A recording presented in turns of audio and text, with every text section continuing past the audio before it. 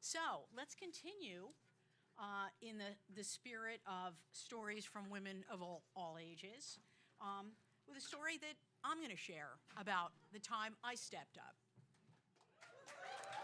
Okay, that's excellent. Thank you very much.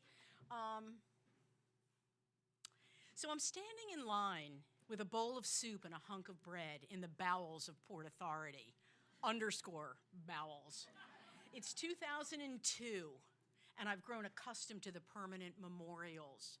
We'll never forget the flags, so many American flags everywhere. And I scarfed down a quick meal after my bus ride from the Willowbrook Mall into Midtown. I'm about to have a lunch meeting, and so anxious am I that I lop off the edge of my hunger to keep my brain cells firing. What if I'm too nervous to eat when we meet? I might be lightheaded, sabotaging my deep desire to make a good first impression. In other words, I eat lunch before I eat lunch. See, I'm about to meet my new teacher. On this dizzying September day, I'm stepping up. And I'm scared shitless, excited beyond words, nervous that I'll come off as a suburban mom who couldn't possibly be interesting. I scour my closet that morning to see if there's anything even remotely bohemian. Silky layers or something blood red. After all, we are meeting in the village. I have jeans but no decent boots. I have scarves, but my draping skills are limited. The truth is, my wardrobe optimizes to a PTA meeting. I settle on a cardigan sweater and accept that I look like a bore. You know, spared any direct hits from 9/11, its terror had found its way into me as a wake-up call. I am just shy of 50 at that point. When am I going to step up? Sure, there had been some moments for me when I was young, determining to pay my own way at age 14 with the easy cash I made as a pizza waitress, snagging a gig in London right out of college as a tour director, my knowledge of the city drawn from a close watching of My Fair Lady. I pulled it off with a performer's level of confidence. I was acting, which is another risky thing I'd done. In different ways, each of these things sparked something in me, true. But this Port Authority double lunch day was a different form of stepping up. Here in the wilderness of my middle years, with an adolescent son, a 15-year marriage complete with excellent stepkids, here at 49 with a small consulting company that gave me both real work and flexibility, here I was doing the first stepping up of a different kind. I was fighting the inertia of life. Life was okay. It was decent, if not thrilling.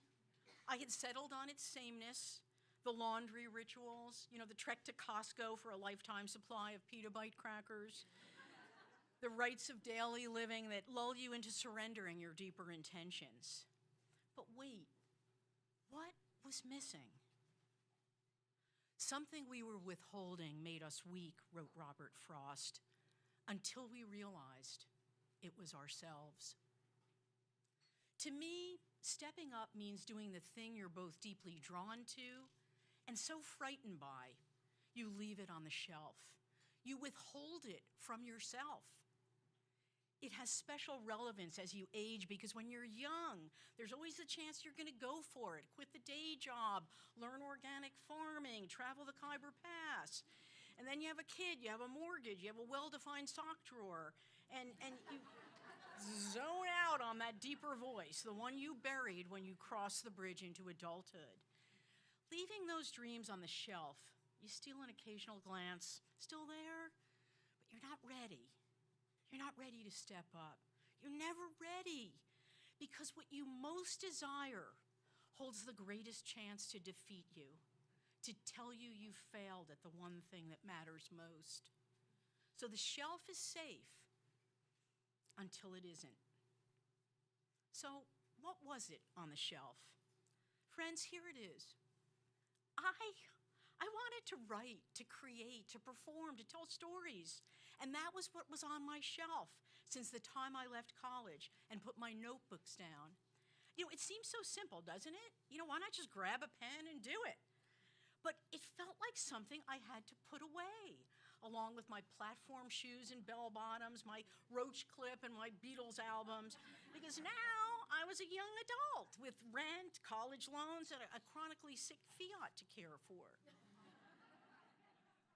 Writing was for dreamers. I mean, telling stories was something the kindergarten teacher did. Frickin' face it, you have responsibilities and you better stand up to them. And I had. In Big Magic, Elizabeth Gilbert writes that the universe buries strange jewels deep within us and then stands back to see if we can find them. And I guess it was a strange jewel that summer of 2002 that set in motion the series of events that would lead to my double lunch. On a 2-week beach vacation, I woke one morning to the clear presence of a character. I was witnessing her story. I watched her descend the staircase with a small bag just before dawn, running her fingers over the worn banister, stopping at the long, scarred table where they took their meals and saying goodbye to it. I followed her to the outbuilding where her late sister's classic Jag convertible was stored. She dropped herself into the seat, not easy. She was 60 and not that flexible. And I watched as she snapped the convertible top down, turned over the engine, and headed east. So the arrival of this woman, let's call her Dolores because that's actually what her name is, felt like a signal to me, a strange jewel. I would write a novel of her journey. Why was she leaving? Where was she going? There were some details that weren't entirely clear, but this was my quest. And today, this September day of double lunch, I was to meet the teacher who might guide me forth. I had sent in a hastily concocted sample to get into this tutorial.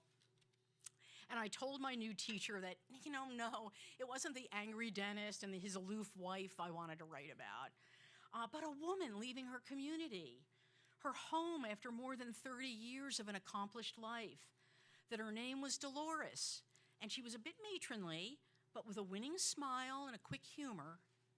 And then I said, Dolores is a runaway nun. It would be grand if you send me those pages, he said with a raised eyebrow. His name was Martin Roper, Irish. I know that just sounded a little bit Latvian, but he's actually Irish. Irish, a Fulbright to the Iowa Writers' Workshop, his fiction published in the New Yorker.